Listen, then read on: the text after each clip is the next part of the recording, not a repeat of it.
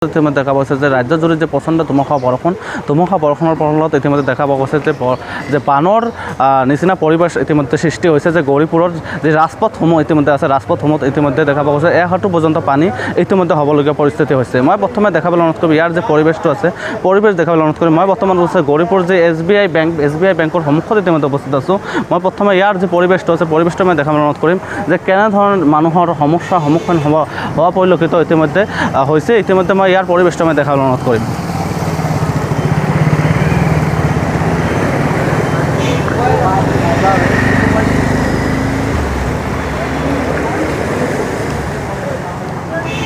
এয়া হ'ল গৌৰীপুৰৰ পৰিৱেশ। কিয়নো ক'ব লাগিব যে বৰষুণৰ ফলত যি বানৰ পৰিস্থিতি হৈছে গৌৰীপুৰত বানৰ পৰিস্থিতি হোৱা পৰিলক্ষিত হৈছে।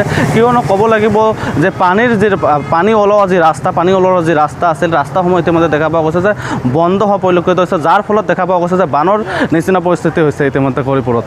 আমি প্ৰথমে মই দেখাবলৈ অনুৰোধ কৰিম যে গৌৰীপুৰৰ যি পৰিৱেশ আছে ৰাজপথৰ পৰিৱেশ ইফালৰ যদি পৰিৱেশটো দেখাবলৈ অনুৰোধ কৰিম মোৰ সহযোগী যদি সম্ভৱ হয় ইফালৰ পৰিৱেশটো দেখাব যে কেনেধৰণৰ যে পানীৰ যি সৃষ্টি হৈছে এহাঁটু পৰ্যন্ত পানী ইতিমধ্যে ক'ব লাগিব যে গৌৰীপুৰত ইয়াৰফালৰ মই পৰিৱেশটো দেখাবলৈ অনুৰোধ কৰিম। আৰু যদি সম্ভৱ হয় এজন পথচাৰী আছে মই তেওঁৰ লগত কথা পাতিম।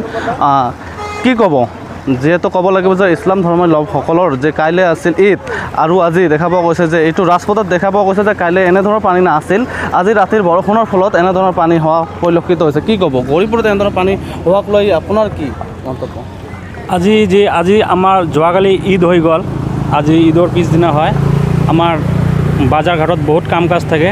আমি বজাৰলৈ আহোঁতে আমাৰ গৌৰীপুৰ বজাৰলৈ আহোঁতে আজি আমাৰ এই ৰাস্তাৰ গৌৰীপুৰৰ টাউনৰ মাজমজিয়াত আজি বৰষুণৰ কাৰণত এনেকুৱা পানী হৈছে, আমাৰ ৰাইজৰ বহুত অসুবিধা হৈছে, যাতায়াতৰ বহুত অসুবিধা হৈ আছে। আমি চৰকাৰক অনুৰোধ জনাইছোঁ চৰকাৰে যাতে অতি সোনকালে আমাৰ এইখিনি সমস্যা সমাধান কৰি দিয়ে। অসুবিধা বহুত হৈছে। আপোনালোকে চাওক যে চাৰিওপিনে মানুহ আহি আছে, কিমান অসুবিধাত আহি আছে, কিমান অসুবিধাত হৈ আহি আছে। ইয়াতে আমিও বহুত অসুবিধা পাই আছোঁ। ৰাজপথৰ যিখিনি কাম হৈছে গৌৰীপুৰ টাউনত বহুত ধুনীয়া কাম হৈছে, কিন্তু পানীৰ যিখিনি সমস্যা বান আহিলে যিখিনি সমস্যা সেইখিনি সমস্যা চৰকাৰে অতি সোনকালে আমাৰ সমাধান কৰি দিব লাগে।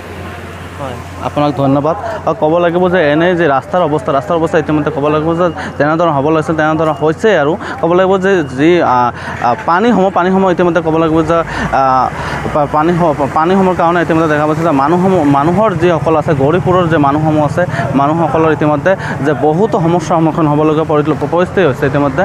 যে কিয়নো ক'ব লাগিব যে পানীৰ কাৰণে দেখা পোৱা গৈছে যে দুচকীয়া বাহন হওক বা চাৰিচকীয়া বাহন হওক ইতিমধ্যে যে চলাচলসমূহ ইতিমধ্যে বন্ধ হোৱা পৰিলক্ষিত হৈছে। যেনেধৰণে চলাচল হয় তেনেধৰণে ঠিক চলাচলসমূহ হোৱা নাই, যাৰ ফলত দেখা পোৱা গৈছে যে যিসকল ৰাইজ আছে গৌৰীপুৰৰ ৰাইজসকল আছে ৰাইজসকল ইতিমধ্যে দেখা গৈছে যে বিভিন্ন সমস্যাৰ সন্মুখীন হ'বলগীয়া পৰিস্থিতি হৈছে ইতিমধ্যে। ক'ব লাগিব যে এয়া হ'ল গৌৰীপুৰৰ যে গ্লাছ অনিয়ন যে ৰেষ্টুৰেণ্ট আছে ৰেষ্টুৰেণ্টৰ সন্মুখত ইতিমধ্যে আছোঁ। যে ক'ব লাগিব যে কাইলৈ আছিল ইছলাম ধৰ্মীয় লোকসকলৰ যি পবিত্ৰ ঈদৰ যে পিছদিনা ক'ব লাগিব যে আজি যদি এনেধৰণৰ বানপানী নহ'ল হয়, ৰাজপথত এনেধৰণৰ পানী যদি জমা নহ'ল হয়, ঠিক দেখা পোৱা গ'ল হয় যে আজি হয়তো এইটো ৰেষ্টুৰেণ্টৰ সন্মুখত ইতিমধ্যে দেখা পোৱা গ'ল হয় মানুহৰ ভিৰ হোৱা পৰিলক্ষিত হ'ল হয়। বিভিন্ন ঠাইৰ পৰা ইতিমধ্যে মানুহ আহিল হয় হয়তো বা বিভিন্ন বহু ঠাইৰ পৰা ইতিমধ্যে মানুহ আহিল হয়, যাৰ ফলত দেখা পোৱা গৈছে যে মানুহৰ ব্যৱসায় বাণিজ্য হওক বা আন কামৰ ক্ষেত্ৰতো দেখা পোৱা গৈছে মানুহসকলৰ যিসকল সমস্যা বিভিন্ন ধৰণৰ সমস্যাৰ ইতিমধ্যে সন্মুখীন হৈছে।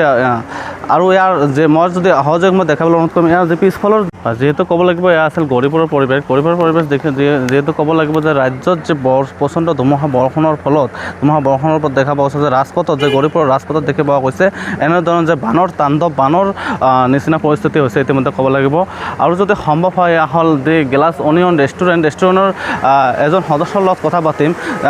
যে ক'ব লাগিব যে কাইলৈ যিহেতু আছিল পবিত্ৰ ঈদৰ যে পিছদিনা দেখা পোৱা গৈছে যে যেনেধৰণৰ মানুহ হ'ব লাগে ঠিক তেনেধৰণৰ ইতিমধ্যে হোৱা নাই। কিয়নো ক'ব লাগিব যে বানপানীৰ ফলত কি ক'ব এইটো ক'ম যে আমাৰ যিটো প্ৰব্লেম এইটো হৈ আছে সোনকালে সমাধান কৰিব লাগে।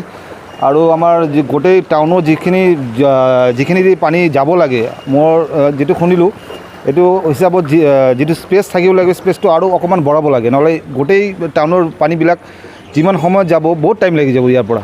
মানে এদিন বৰষুণৰ কাৰণে ইমান প্ৰব্লেম হৈ গ'ল আৰু আজি যদি আকৌ আহে তেনেহ'লে আৰু বেছি প্ৰব্লেম হ'ব। এইটো কৈ আছোঁ যে এইটো সোনকালে কিবা এটা যদি প্ৰশাসনৰ পৰা কৰিব পাৰে ভাল লাগিব আৰু এনে দেখা পোৱা যায় আপোনাৰ যিটো ৰেষ্টুৰেণ্ট আছে ৰেষ্টুৰেণ্টত দেখা পোৱা যায় মানুহৰ এনেই ভিৰ হোৱাৰ পৰিলক্ষিত হয় আৰু কাইলৈ যিহেতু পবিত্ৰ ঈদ আছিল যে আজিৰ দিনত আপোনাৰ দোকানত হয়তো বা বহুতো মানুহ আহিল হয় বিভিন্ন ঠাইৰ পৰা, এই ক্ষেত্ৰত কি ক'ব? এইটোতো বহুত বেয়া লাগি আছে, কাৰণ এটা ফেষ্টিভেলত আমি বিজনেছ যিহেতু কৰে ইহঁতে সবাই বিচাৰে যে এটা বিজনেছ হোৱাৰ কাৰণে। আৰু কালি যেনেকুৱা আমাৰ এটা আবেলিৰ পৰা ভিৰ আছিল, আৰু প্ৰতি বছৰে এনেকুৱা হয় যে ঈদৰ পিছদিনা যিটো হয় এইটো মানে সবে ফেমিলি লৈ আহে, বন্ধু বান্ধৱ লৈ আহে। আমি ভাবিছিলোঁ যে আজি মৰ্ণিঙৰ পৰা আমাৰ ইয়াত এটা ভিৰ হ'ব, কিন্তু কিবা এটা প্ৰব্লেম মানে এনেকুৱা প্ৰব্লেম হৈ গ'ল যে ইয়াত পানীৰ কাৰণেতো কোনোবা আহিব নোৱাৰে। তো এইটো আমাৰে বেড লাক, এটা কিবা প্ৰব্লেম হৈ গৈছে। আৰু শেষত পৌৰসভালৈ কি আহ্বান কৰে? পৌৰসভালৈ এইটো আহ্বান কৰিম, ইহঁতে কাম কৰি আছে, ভালেই কাম কৰি আছে। আৰু যিমানখিনি মৰ্ণিঙৰ পৰা শুনিলোঁ যে আমাৰ গোটেই মানে টাউনত যিখিনি পানী যাব লাগে এইটো গৈ আছে, বাট তাত কি আছে আমাৰ যিখিনি স্পেচটো লাগে 6 ফুটৰ এটা স্পেচ দিছে, এই 6 ফুট স্পেচ দি এই গোটেই টাউনৰ পানীখন যাবলৈ বহুত টাইম লাগি যাব। এইটো স্পেচটো যদি অকণমান আৰু বেছি 10 ফুটমান হ'লে ইমান সময়ত আমাৰ ইয়াত পানী নাথাকিলে হয়। এইটো অকণমান কিবা যদি কৰিব পাৰে তেনে ভাল হয়। এজনৰ মন্তব্য, কিয়নো ক'ব লাগিব যে গৌৰীপুৰ যে পৌৰসভাৰ পৰা যেনেধৰণৰ পদক্ষেপ ল'ব লাগে ঠিক তেনেধৰণে লৈ আছে। কিয়নো ক'ব লাগিব যে পানী যোৱা ৰাস্তা যিমান বহল হ'ব লাগিছিল ঠিক তেনেধৰণৰ বহল নাই, যাৰ ফলত দেখা পোৱা গৈছে যে পানীসমূহ ইতিমধ্যে আবদ্ধ হোৱা পৰিলক্ষিত হৈছে।